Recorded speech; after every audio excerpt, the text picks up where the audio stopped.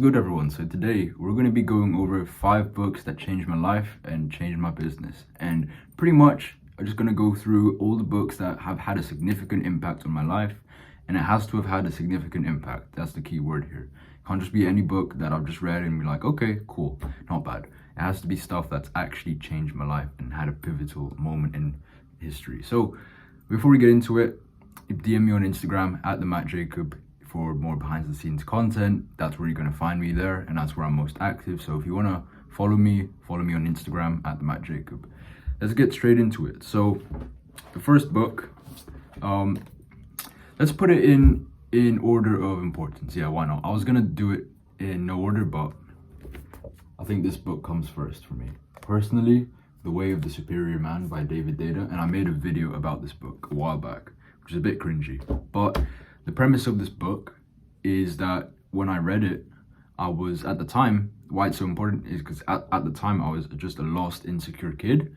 And when I read it, this put me on the path to self-improvement and excellence, right? It talks about masculine and feminine energy, talks about masculine drive, what gives a man fulfillment, how a man has to be on his purpose. This was the book that put me on my purpose. And before then I wasn't happy, and then after reading this book, it significantly improved my life. Now it says it's called The Way of the Superior Man, but women can also read it. I think it'll be a really cool, I think it's not restricted to any gender who wants to read it, but I recommend everyone should read it at least once. You may not agree with everything in it. I do personally. I like most of the things it preaches, but it just talks about masculinity, femininity, how to work best, how to basically have to be fulfilled as a man. So that's first on the list. Way of the Superior Man, David Data. The second book, which was recommended to me by a mentor, it's called PsychoCybernetics. I wonder if the video reverses the video. What?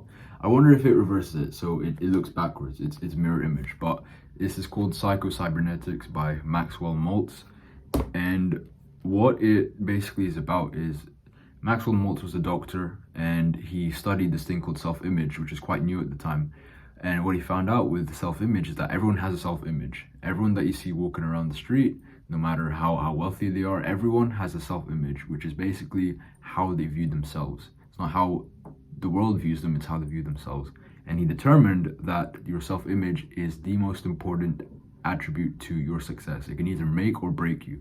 So if you see yourself as a successful person or an increasingly successful person, then you're on your way to success. You're basically gonna make it. If you don't see yourself in that light, then it's gonna be really, really hard for you to make any advances in any pillar of your life, okay? That's how you should be seeing yourself. Another concept he talked about is this thing called a thermostat. So we all have a mental thermostat, and these are our standards. So for example, we have a figure in our bank account that we can think of where we're comfortable, right? Can you think of a number in your bank account? If you had that in your bank account, would you be comfortable? Yes. Now let's say you were making more than that. You'd start thinking, oh, amazing, I'm making a lot of money. Let's coast and chill where we are right now, and maybe even spend some. And that's basically like a thermostat. When you go above the room temperature, it's gonna start bringing it down again. Okay, that's you. Let's say you make more money. Let's say you expect 10K in the bank from yourself. Let's say you start making 12, 13, 14K. You're gonna be up, and you're gonna think, okay, how can I spend this? I'm getting a lot of money. How can we spend this? And then, so whether you're conscious of it or not, you're gonna start spending it, and you're gonna go back down to the baseline, which is 10K. And then let's say you were under 10K in your bank account. It's just an example, right? Let's say you had under 10K in your bank account. You only had like 7K, right? You would start panicking. You'd start thinking, okay, how can I make 3K? I need to have at least 10K in the bank account. I'm panicking. I'm going to start working. And here's when you start working. Let's say you work harder in your business, you put extra hours, you spend more hours in work, you do overtime, and then it's going to slowly rise back up to 10K.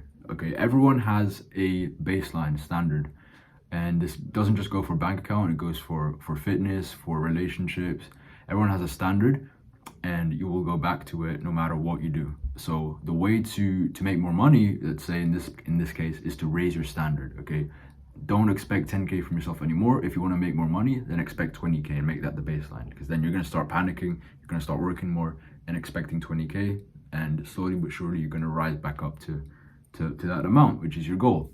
So that's only one of the absolute gems in this book. It's so good. I think everyone should read it as well. It's a non-negotiable, PsychoCybernetics by Maxwell Maltz. Okay, the third one, which another book I think everyone should read, How to Win Friends and Influence People. This is one of the first self-development books I picked up, and for good reason. Okay, you're going to be interacting with people your whole life, let's face it, unless you decide to move to the woods, which is going to be 0.001% of you watching. Okay, and you want to be in human solitary confinement for the rest of your life. Okay, you're going to be interacting with people for the rest of your life, so you better get good at it. So this is what this book talks about, and what makes this book so timeless and so good is that the principles, it's principles based. There's no secret tactics, there's no secret fancy tricks, it's just principles. It's common sense. Like, for example, get other people to talk about themselves, because we like talking about ourselves a lot. We think we are the most important person in our life. Okay, we value ourselves the most. So if you get other people to talk about themselves instead of you trying to talk about yourself, no one really cares. Like, honestly, if you get down to it, no one cares about you. So if you get people talking about themselves, then they're gonna remember that, and they're gonna start enjoying hanging around you more. Another thing is to smile. Okay, smile. I need to read this book again, because it's extremely good. So, How to Win Friends and Influence People, Dale Carnegie. And this applies to relationships, this applies to everyday life, this applies to business. Like, this is the book that you need to read, and it's the third non-negotiable book that you need to read. Okay, How to Win Friends and Influence People. And let's say you're an extrovert and you're actually good, you think you're good at people, you think you're good with people already, still read the book. So that's number 3. Number 4, 48 Laws of Power. Aha, you see what I did there? 48 Laws of Power. Now, this is a controversial book, I know. Personally, it's one of my favorites, simply because it just exposes how human nature works. Okay, it just exposes how human nature works. And all right, so the video cut off there, unfortunately, but as I was saying, 48 Laws of Power, pick this up if you want to learn about human nature and how it really works in the real world. Okay, it can be a cold world out there, let's face it. So the most powerful people in the world have mastered the tactics in this book.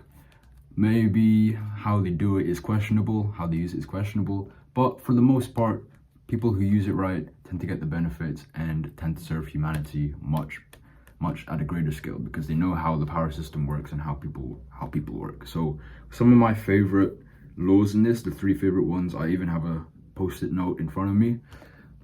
Always say less than necessary. That's law 3. Win through your actions, never through your argument, and recreate yourself. Those are the 3 most important ones, in my opinion. And pretty much it's just like principles again. As you can see, the books I like the most have just principles. There's no sneaky tactics or shiny objects. It's just principles that are timeless, that you can use forever and ever, and doesn't age. So 48 Laws of Power, recommend picking this up. It's not even that long as well. This is why it's also one of my favorite books. Okay, I'm gonna tell the truth, I don't read as often as I should, so I tend to like the books that are much shorter.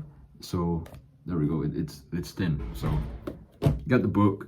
And then the last book is called No BS Wealth Attraction in the New Economy by Dan Kennedy. I'll put a picture up. I don't have it as a hard copy, instead I have it as a on Perlego, which is it's like a online bookstore, and I'm reading it at the moment, and it's really changed the way I look at money, because I found out that most people, right, they aren't conscious about how they view money. They don't even know that it's how skewed it is. Okay, and it's because of the education system, maybe what our parents and families and friends told us about money. You know, don't don't spend too much, save, get a job, be secure. That course is a scam, that person's a scam, etc. What no BS wealth attraction in the new economy teaches you, and I'll try and remember some of the principles. I think the one that sticks out to me the most is that if you are timid about your view of money, if you are timid about how you spend money, then money is going to be timid about coming to you. So pretty much you need to not view money as a scarce resource as a finite resource that can run out and that you can lose easily. I mean, you can lose money easily, but if you find it something hard to make, then it's going to be hard to make.